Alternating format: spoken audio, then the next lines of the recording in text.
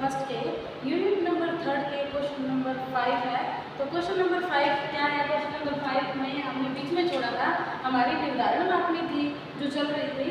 तो निर्धारण मापनी का ये सबको कितना रेखांकित मानदंड। तो निर्धारण मापने में रेखांकित मानदंड है क्या होता है? इसमें क्या होता है, स्टूडेंट के कोई भी गुण होते हैं उनको रेखाओं के द्वारा दिखाया जाता है। तो रेखाओं में क्या एक सरल रेखा बनाई जाती है और इसके नीचे इनको अलग अलग पार्ट में डिवाइड कर दिया जाता है। अब जैसे मैंने पिछले एग्जाम्पल में आपको बताया था, लड़की है, कोई सुंदर है, अति सुंदर है, ठीक है, बच्चा है वो सामान्य है, श्रेष्ठ है, अति श्रेष्ठ है। तो ऐसे करके उनको क्या कर दिया जाता है, अलग अलग पार्ट्स में डिवाइड किया जाता है। यही रेखांकित मापदंड है। इस मानदंड यह मानदंड है वो अत्यंत ही लोकप्रिय है और व्यापक रूप में प्रयुक्त होता है। इसमें एक रेखा बनी होती है जिसको कई भागों में विभक्त कर दिया जाता है। जैसे ये रेखा बनी है और इसको अलग अलग भागों में डिवाइड कर दिया है और एक ही गुण है वो बच्चे में कितना कितना है उस हिसाब से उसको मार्किंग दे दी जाती है। तो प्रत्येक भाग के नीचे कुछ विशेषण लिखे होते हैं तथा निर्धारक को इनमें से किसी एक पर निशान लगाना होता है। इस मानदंड का सर्वप्रथम प्रयोग है वो 22 ने किया था। तो इसमें देखिए, इसमें एक रेखा बनाई गई है और रेखा में अलग अलग पॉइंट रखे गए हैं। तो एक कोई बच्चा होता है, एक तो बातूनी होता है, एक सरल बातचीत करने की, जो बेसिकली नॉर्मल जितनी जरूरत होती है उतनी बात कर लेते हैं। एक बच्चे ऐसे हैं जो बोलना कम पसंद करते हैं, सुनना ज़्यादा पसंद करते हैं। एक ऐसे बच्चे होते हैं जो आवश्यकता पड़ने पर बोलने वाले होते हैं, जरूरत पड़ने पर बोलते हैं। और एक ऐसे होते हैं जो बोलने से बचते हैं, जो बिल्कुल ही नहीं बोलते हैं। तो एक बातूनी बच्चा है वो कितनी मात्रा में बात करता है, सुनने में है या बात करने में है, इसको अलग अलग पार्ट्स में उन्होंने क्या कर दिया, डिवाइड कर दिया। अब देखिए उसकी सोचने की क्षमता, वह कैसे सोचता है। तो देखिए बहुत धीरे धीरे, एक मान लो कोई उसके सामने कोई प्रॉब्लम आ गई, उसके लिए वो बहुत धीरे धीरे सोच रहा है। एक बच्चा है जो सामान्य गति से सोचता है, एक ऐसा बच्चा है जो तीव्रता से सोचता है और एक बच्चा ऐसा जो इंस्टेंट सोचता है, बहुत तीव्रता से सोचता है। तो इस प्रकार से इनको अलग अलग पार्ट्स में डिवाइड कर दिया गया है। अब देखिए इसके उपयोग क्या है, मेरिट्स क्या है इसकी। इसको शीघ्रता से भरा जा सकता है, मतलब इसमें सिर्फ ये बनी होती है, इसमें सिर्फ क्या करना होता है, बच्चे को टिक ही करना होता है इसी विशेषताओं को। दूसरा है तुलनात्मक निर्णय देने की सुविधा रहती है। तो जैसे एक बच्चा है जो बहुत धीरे गति से बोलता है, दूसरा सामान्य गति से बोलता है, तो इन दोनों में हम क्या करते हैं, दोनों में तुलना है वो आसानी से कर सकते हैं। उसके बाद है इसकी संरचना एवं प्रशासन दोनों ही अत्यंत सरल है। तो इसको बनाना है तो बहुत ज़्यादा टाइम नहीं लगता और बहुत ज़्यादा कोई खर्चा नहीं लगता। तो इसमें क्या है, आसानी से बना सकते हैं। उसके बाद है फलांकन विधि को जब चाहे परिवर्तित किया जा सकता है। तो हम इस इंडेक्स में बनी जो विशेषताएं हैं इनको जरूरत के अकॉर्डिंग है वो हम चेंज भी कर सकते हैं। इसमें निर्णायक को अत्यंत सूक्ष्म विभेद करने का अवसर मिलता है। तो इसमें क्या कर सकते हैं, हम एक ही विशेषता के क्या कर सकते हैं, अलग अलग जो हम बच्चे में डिफरेंस कर रहे हैं वो क्या कर सकते हैं, छोटे छोटे अंतर है। अब जैसे थोड़ी बात करने वाला है, थोड़ी ज़्यादा बात करने वाला है, तो इसमें क्या है, छोटा सा अंतर है, लेकिन इसको हम क्या कर सकते हैं, डिवाइड कर सकते हैं। उसके बाद देखिए इसकी लिमिटेशन क्या है। इस मापनी में यह निर्णय करना सरल कार्य नहीं है कि व्यक्ति में गुण है या नहीं, यह एक किसी संकेत के अनुरूप है। मतलब इसमें हम एक शॉर्ट टाइम में हम नहीं पता लगा सकते कि बच्चे में ये गुण है या नहीं है, इसीलिए ये क्या है, एक डिफिकल्टी है इसमें। यद्यपि इस मापनी में फलांकन विधि में परिवर्तन की संभावना होती है, फिर भी फलांकों की गणना है वो कठिन होती है, साथ ही काफी परिश्रम भी करना पड़ता है। तो इसमें क्या होता है कि परिवर्तन की संभावना होती है, बट इसके जो फलांक होते हैं उसकी गणना करना कठिन होता है। तो किसी बच्चे में कोई गुण है तो हम इतना आसानी से पता नहीं लगा सकते कि इसकी मात्रा कितनी है। तो इसमें ये क्या होता है, गणना करना इसमें कठिन होता है और इसमें काफी परिश्रम करना पड़ता है। उसके बाद देखिए संरचना संबंधी सुझाव, इसके सजेशन कौन कौन से दिए गए हैं। तो रेखा टुकड़ों में कटी हुई नहीं होनी चाहिए। तो ये रेखा है, ये एकदम लंबी है, तो इसमें ये नहीं है कि यहाँ से ये टुकड़ों में कटी हुई है या इसके सब पार्ट कर दिए गए हैं। उसके बाद 3 या 5 विशेषणों का प्रयोग करना चाहिए, जिनमें से कुछ उच्च निम्न व निम्न श्रेणी को, मतलब इसका अगर हम डिवाइडेशन कर रहे हैं तो बहुत ज़्यादा पार्ट में हमें इसका डिवाइडेशन नहीं करना चाहिए, सिर्फ 4 या 5 पार्ट है वो इसके बनाने चाहिए। उसके बाद है प्रत्येक विशेषता के लिए अलग अलग भाग में रेखांकित लिखे होने चाहिए और इस विशेषता का दूसरी विशेषता पर अति अध्यापन नहीं होना चाहिए। तो ये नहीं है कि एक बच्चे में हम एक बच्चे की विशेषता है जैसे सामान्य गति से सोचने की उसकी क्षमता है तो वो इसमें भी आ रहा है, वो इसमें भी आ रहा है, नहीं, एक डिसीजन होना चाहिए कि वो इसमें आएगा या इसमें आएगा। उसके बाद देखिए रेखा पर्याप्त लंबी होनी चाहिए, लगभग 5 इंच। तो लगभग 5 इंच है तो रेखा की लंबाई होनी चाहिए ताकि हम उसकी जो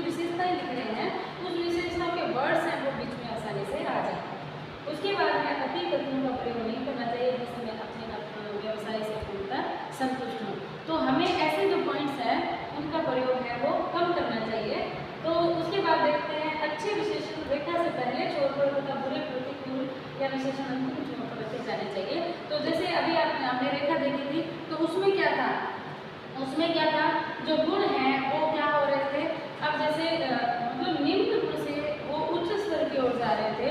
अब जैसे बच्चा सामान्य है, अधिक बातूनी है, बहुत ज़्यादा बातूनी है, तो इस तरह से उसका डिवाइडेशन है वो किया जाना चाहिए।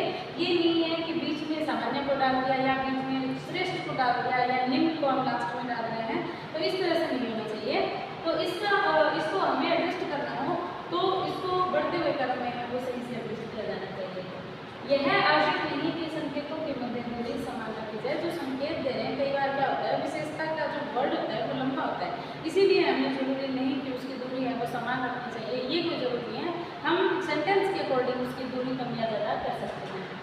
उसके बाद देखिए संचयी अंक मापदंड क्या होता है, रेखाई क्या होता है, तो मैंने अभी आपको डिस्क्राइब किया कि रेखा के द्वारा अलग अलग बच्चे के गुणों को दिखाया जाता है।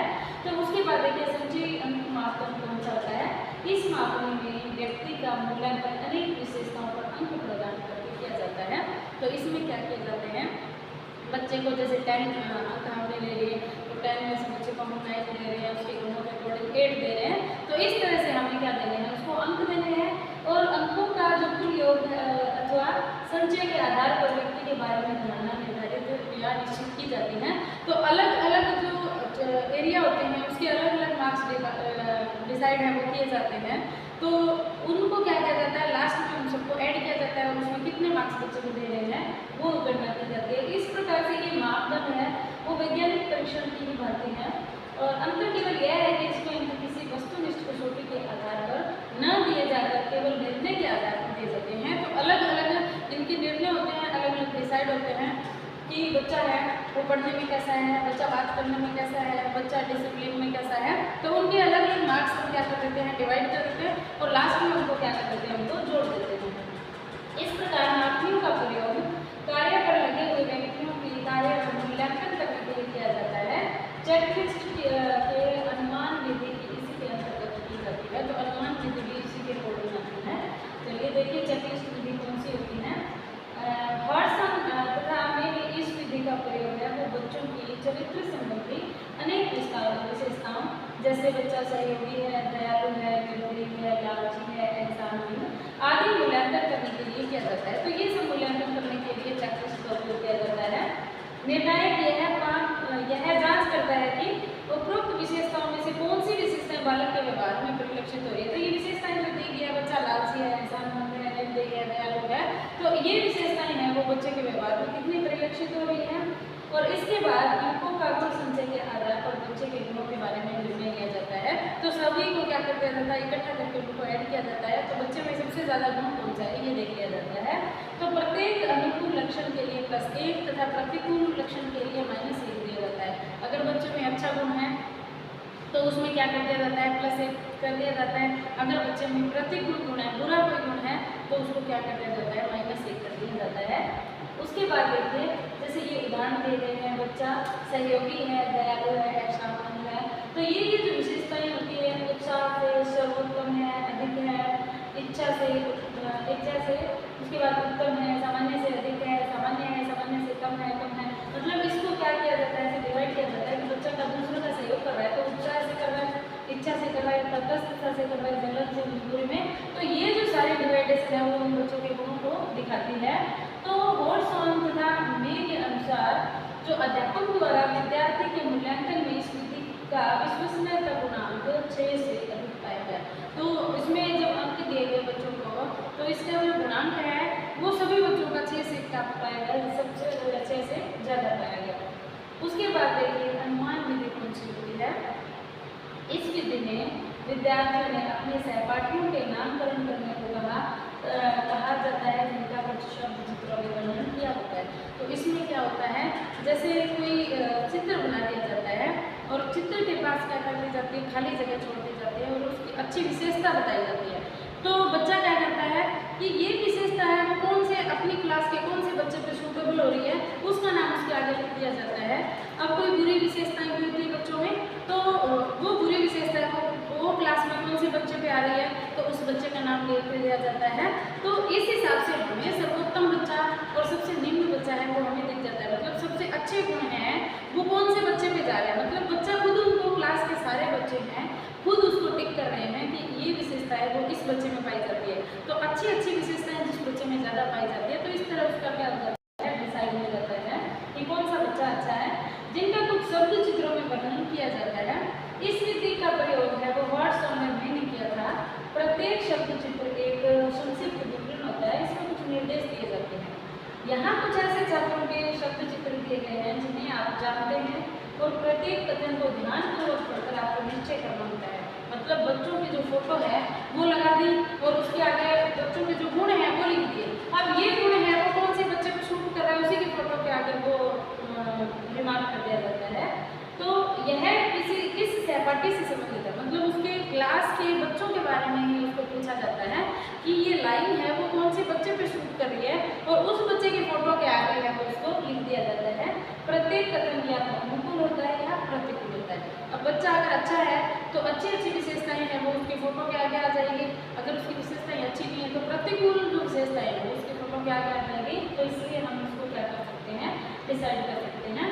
अब कुछ चित्रों के उदाहरण दे गए हैं। यहाँ एक ऐसा बालक है जो दूसरों को खुश रखने के लिए कुछ ना कुछ करता रहता है। अब दूसरे बच्चों को क्या करता रहता है, खुश रखता है, और इसके लिए अलग अलग मेथड है वो करता रहता है। यहाँ एक ऐसा बालक है जो बिना अपने स्थान से हिले डुले चुपचाप कार्य करता रहता है। कुछ बच्चे ऐसे भी होते हैं जो किसी से कोई मतलब नहीं रखते हैं, चुपचाप अपना काम करते रहते हैं। प्रत्येक शब्द चित्र के आगे इतना स्थान छोड़ देता है। जैसे एक ये लाइन हो गई, जो कोई बालक है जो सबको खुश करने के लिए कुछ ना कुछ करता है, तो ये जो लाइन है वो कौन से बच्चे पे शूट कर रही है, उस बच्चे के फोटो के आगे ये लिख दी जाती है। उसके बाद एक ऐसा बच्चा है जो किसी से बोलचाल नहीं करता, कोई ज़्यादा मतलब नहीं रखता, क्लास में हिले डुले बिना सिर्फ अपना होमवर्क या अपना कोई वर्क है वो करता रहता है, किसी से मतलब नहीं रखता, तो ऐसे बच्चे भी क्लास में होते हैं। तो ये लाइन है वो उस बच्चे की फोटो के आगे लिख दी जाती है। तो उसके बाद क्या होता है, प्रत्येक शब्द चित्र के आगे इतना स्थान छोड़ दिया जाता है ताकि वह वर्णन जिन सहपाठियों के लिए लागू होता है उसके नाम के आगे है वो लिखे जा सके। तो स्पष्ट है कि प्रिय छात्र का नाम बार बार वांछनीय विशेषताओं के साथ किया जाएगा। अगर कोई बच्चा अच्छा होगा तो बार बार उसकी अच्छी लाइन है वो सारे बच्चे बताएंगे, उसकी फोटो के आगे लिखेंगे। जबकि अप्रिय छात्र का नाम अवांछनीय विशेषताओं के साथ, अगर कोई विशेषताएं अच्छी नहीं है तो अप्रिय छात्र के आगे लिखी जाएगी। इस विधि में मात्र कुछ ही कथनों के आधार पर निर्णय नहीं करना चाहिए, बल्कि सभी कथनों के आधार पर।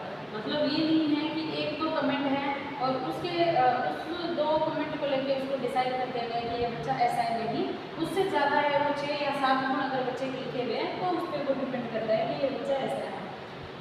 समूह विशेष में छात्र विशेष की क्या स्थिति है, क्या कितनी प्रसिद्धि है तथा उसका ज्ञान, इसका ज्ञान है वो इस विधि से बड़ी भांति हो सकता है। इस प्रकार मापकों में अवयव मान्यता मापदंड एक प्रसिद्ध मापक है जिसका उपयोग है। अब देखिए ये सारी जो विशेषताएं हैं ये किस में आती हैं, अनुमान विधि में, मतलब गैस किया जाता है कि कौन सा बच्चा है वो कैसे है। उसके बाद इसके उपयोग देखिए, इसका जो उपयोग है वो कहाँ कहाँ आते हैं।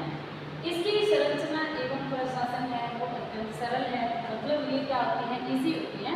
इसमें सभी बच्चों को बार बार अगर बुलाते हैं वो सेंटेंस बता दिया जाता है कि ये सेंटेंस है वो कौन से बच्चे पे शूट कर रहा है, तो वो बच्चा है उसके फोटो के आगे लिख देगा। तो इसमें कोई बहुत ज़्यादा डिफिकल्टी वाली बात भी नहीं है।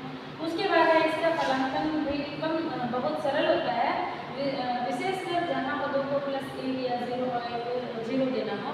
अब जैसे बच्चे की अच्छी विशेषताएं हैं उसके लिए हम +1 दे रहे हैं, या अच्छी विशेषता नहीं है तो -1 या 0 दे रहे हैं, तो इस प्रकार से उसका जो अंकन है वो क्या हो जाता है, हमारे लिए ईजी हो जाता है। इसके द्वारा व्यक्तित्व की एक अकेली विशेषता का मूल्यांकन किया जाता है। तो इसमें हमने क्या लिखा था, एक कोई पर्टिकुलर कोई विशेषता लिखी थी और वो कौन से बच्चे पे सूटेबल हो रही है वो हमने लिखी थी। तो उसकी जो पर्टिकुलर अच्छी जो विशेषता है उसका मूल्यांकन है वो किया जा सकता है। यह विधि नहीं है और धीरे धीरे लोकप्रिय होती जा रही है। तो ये विधि है कि वो है और अभी जो सबसे ज़्यादा क्या हो रही है इसका उपयोग कर रहे हैं टीचर्स। इस मापने के प्रयोग के लिए निर्धारक को किसी विशेष प्रकार के प्रशिक्षण की आवश्यकता नहीं पड़ती। तो इसमें कोई बहुत ज़्यादा प्रशिक्षण की जरूरत नहीं है, सिर्फ फोटो लगानी है और बच्चे से शूट करता हुआ क्या लिखनी है, सेंटेंस लिखना है और उसके आगे टिक करना है। तो ये क्या हो गया, इसमें कोई बहुत ज़्यादा ट्रेनिंग की जरूरत नहीं है, कोई भी इसको यूज कर सकता है। इसका प्रयोग है वो जटिल परिस्थितियों में किया जा सकता है। तो कई बार क्या होता है कि बच्चों के बारे में अगर जानना हो, उसकी जटिल विशेषताएं अगर पता लगानी हो तो इसका उपयोग है वो आसानी से किया जा सकता है। तो इसकी अब देखेंगे हैं हम परिसीमाएं कौन कौन सी है। चेकलिस्ट विधि में निर्धारक से केवल उन्हीं पदों या कथनों को जांच करने को कहा जाता है जो इस पर लागू होते हैं। अब जो विस्तार जिस बच्चे पे लागू हो रही है सिर्फ उन्हीं कथनों की जांच करने के लिए बोला जाता है। फर्ज और उसके मूल्यांकन में अनावश्यक झुकाव आ जाता है। तो कई बार ऐसी चीज़ें होती हैं जो उसमें सूटेबल नहीं भी हो रही है, बच्चा कमेंट को उसके फोटो के आगे लिख देता है, तो उसमें क्या जाता है, कई बार पक्षपात किया जाता है। मतलब बच्चा अपने दोस्त के बारे में अगर गलत कमेंट है तो बच्चा अपने दोस्त की फोटो के आगे नहीं लिखेगा, तो ये एक प्रकार का क्या होगा, ये पक्षपात हो गया। प्रत्येक पद की केवल 2 संभावित प्रतिक्रियाएं होने से फलांकन प्रक्रिया अधिक वैज्ञानिक नहीं बन पाती। इसीलिए जो 2 संभावित प्रक्रियाएं होंगी, इसीलिए ये वैज्ञानिक विधि नहीं है, मतलब इसके जो रिजल्ट है वो ऑथेंटिक नहीं होते हैं। उसके बाद देखिए मानव संबंधी सुझाव इसमें कौन कौन से हैं। चेकलिस्ट विधि में प्रत्येक पद की 2 संभावित प्रक्रियाओं के स्थान पर कम से कम 3 प्रतिक्रियाओं का प्रयोग किया जाए। तो इसमें जो 2 प्रक्रिया होंगे उसकी जगह कम से कम 3 प्रक्रियाएं हैं वो होनी चाहिए। तो फलांकन सावधानीपूर्वक किया जाना चाहिए तथा व्यक्तित्व की उन्हीं विशेषताओं का मूल्यांकन किया जाए जिनमें पक्षपात की संभावना कम हो। ऐसा नहीं हो कि हमने ऐसी विशेषताएं लिख दी जिसमें बच्चा क्या कर रहा है, बच्चे की क्लास में पर्टिकुलर 3-4 दोस्त हैं, वो अपने दोस्तों का पक्ष ले रहा है, तो ऐसा नहीं होना चाहिए। हमें ऐसी विशेषताएं रखनी चाहिए जिससे पक्षपात करना बिल्कुल ही पॉसिबल ही नहीं हो। उसके बाद देखिए निर्धारक को केवल पदों को चेक करने के लिए कहने से उसमें पक्षपात की संभावना आ जाती है। अतः उत्तम है कि निर्धारक को प्रत्येक पद का उत्तर देने के लिए कहा जाए। तो ये नहीं है कि सिर्फ एक पद जो दिया गया है सिर्फ उसी का मूल्यांकन बच्चा कर रहा है, नहीं, उसमें जितने भी पद दिए गए हैं उन सभी पदों के बारे में बच्चा कमेंट कर रहा है, तो उन सबको एक बच्चे के कमेंट को उनके फोटो के आगे लिखा जाता है। तो इस प्रकार की निर्धारण हो जाता है कि बच्चे में कौन कौन से अवगुण हैं, कौन कौन से गुण हैं, ठीक है। तो इसी प्रकार हम आगे जो ये मानक मापदंड है ये हम नेक्स्ट क्लास में पढ़ेंगे। इसी के साथ ये क्वेश्चन है ये हम जारी रखेंगे। Thank you.